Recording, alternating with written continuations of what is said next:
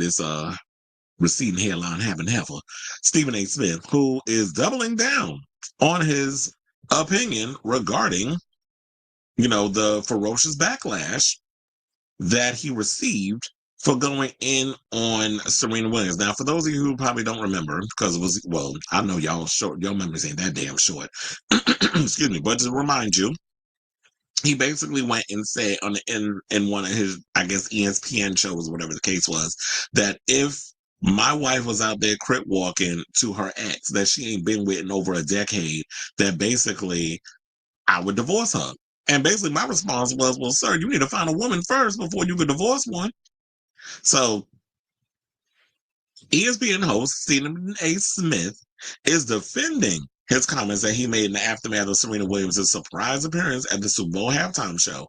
Now, Williams made a surprise appearance, for those, in Kendrick Lamar's performance, dancing during the Drake diss track, Not Like Us. The 42-year-old's involvement was significant because she dated Drake back in 2011. That led to Smith wondering why the tennis icon will be up there trolling your ex, and if I'm married and my wife is going to join trolling her ex, go back to his ass, because clearly you don't belong with me. Now, Smith received plenty of backlash for his comment, not only on social media, but on other television shows like The View. The longtime ESPN pundit responded to one comment on social media, which read, a 57-year-old unmarried man, child, why y'all put the caps on unmarried? Y'all are shady for that one, but let's keep going. So they said a 57-year-old unmarried man with a receding hairline, get out of my head, person, but keep with the read, with a receding hairline who has never been married, mind you, saying he would divorce our greatest living athlete. Smith quote tweeted it and said, please go back and look at exactly what I said. I was talking overall from a man's perspective, highlighting that what most men would think. Well, sir, you said I was talking overall from a man's perspective. No, you were talking from an insecure man's perspective. You weren't talking from a man's perspective. Because like I said, and like yesterday, when it came to her husband Alexis getting on social media and defending her, he was like, y'all don't understand the cultural significance of why she was up in there crip walking in the first place. It wasn't just about Drake. Maybe because you don't follow hip hop, sir. Everybody ain't black to the point where they understand how to, there's I'm like, damn, I don't want to do that Chris Rock one. There's black folks and there's niggas. But there's people that is just like, you got those uppity echelon black folks who look down upon black people from the hood. And then there's people who grew up in the hood who gradually went from poor to middle class, which is basically the box I checked because that's where I came from. I was born in the hood. I was from Brownsville, Brooklyn. And then, as I got older, like when I was like 12, I think 13, parents moved us to the suburbs. So we moved on up. Not to the east side, but we moved to the suburbs. And it's because my father worked in the medical industry. My mother worked in the education industry. Well, worked in school. I guess we'll call it education industry.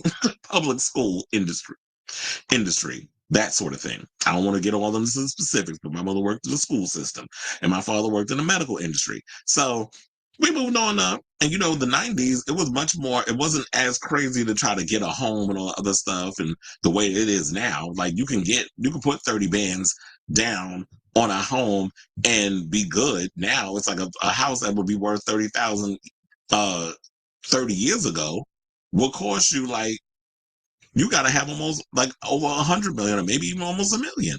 Like the housing increase is just crazy. But anyway, so you sit down here saying that you speaking for all men. No, you're not. Just say you speaking for yourself on account of all the insecure men in the world, because you were looking for a moment.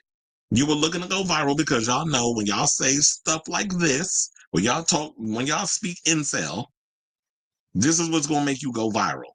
And for you being in your 50s, still having this kind of insecure mindset, just cracks me up. But she got herself a good man, Savannah. That's why her man wasn't feeling no ways tied about his woman going out there crip walking, getting her revenge, not only on Drake by linking up with his enemy in music, but also it was her get back at Wimbledon, who came at her for crip walking after she won her tennis match, which they had a problem with. So they want y'all out here tap dancing, entertaining, telling jokes, singing for your supper. As long as you're a good Negro, y'all can get out here and get what y'all need to get. But the minute you start showing any sense of your blackness and showing, say aloud, I'm black and I'm proud, as James Brown once said, people get spooked and nervous and triggered. And so don't start playing up into that. Like, you all of a sudden trying to say that you was talking from a man's perspective. No, like I said, you was talking from an insecure man's perspective. Because the thing is, she got a man who's secure enough in himself to say, "Oh, go ahead and do what you got to do. I know when you coming. Did you coming back home to me? We know what we got over here. I'm not going to sit up here and try to control my woman and vice versa, and saying what you can and cannot do. That, like I said, that comes from a place of insecurity. Now." He also went on and said, I didn't utter a single disrespectful word about Serena. No issues with folks getting upset of literal serious stuff one's pissed about. This doesn't qualify, peeps. Come on, we were joking around on At First Take. Damn, y'all, it's not that serious. Really? Because based off the tone, it didn't sound like you were serious. It sounded like you was dead ass in what you were saying. And now, because people are dragging your behind on social media, I don't know, maybe y'all need to just figure out, if y'all going to be like, we clowning around, we being funny, maybe y'all don't understand how tone, delivery of a joke, that sort of thing, how that works. I know, like, art, comedy, all that other stuff is subjective, but if that's not your wheelhouse, don't do it. Why this is Kevin? There's a lot of people who call themselves comedians that need to stop being comedians, because I don't be getting some of y'all stuff anyway. So you sitting here saying you didn't utter a single disrespectful word. But do we need to go back to exactly what you said again, sir? Because what you said was, because now I got to scroll back up. So you said that if your girl was doing what Serena did, up in there trolling your ex, that if you married and your wife is going to join trolling her ex, go back to his ass, because clearly you didn't belong with me. Where in that line that you delivered was a ha ha he in a joke? I'll wait. It wasn't a joke. And the thing I don't like about Stephen A. Williams and that head is the fact that every time somebody call his ass out on the bullshit that come out of his damn mouth, he always try to find a way to backpedal. And then let me like that. That's the way you took it. It's like that. It's the equivalent of when somebody said something that disrespectful you, when you call them out on it. Oh, I didn't say that, motherfucker. Do you need me to rewind the tape and remind you what the hell you said? Because I heard what you said, and what you said was some bullshit. So now I gotta call you out on what you said. I can't stand people who do that. It's like, if you want to say some stuff, own up to it.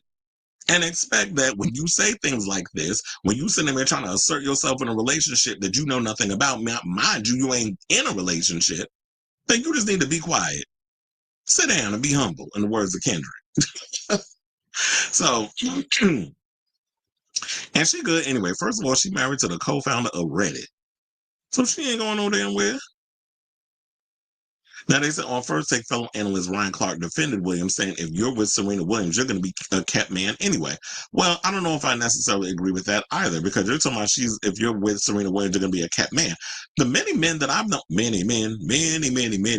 Why am I thinking about 50 Cent? Now, when it comes to the many guys that we've recalled that Serena Williams has dated, they've all been relatively strong men who have had exciting careers in their own right.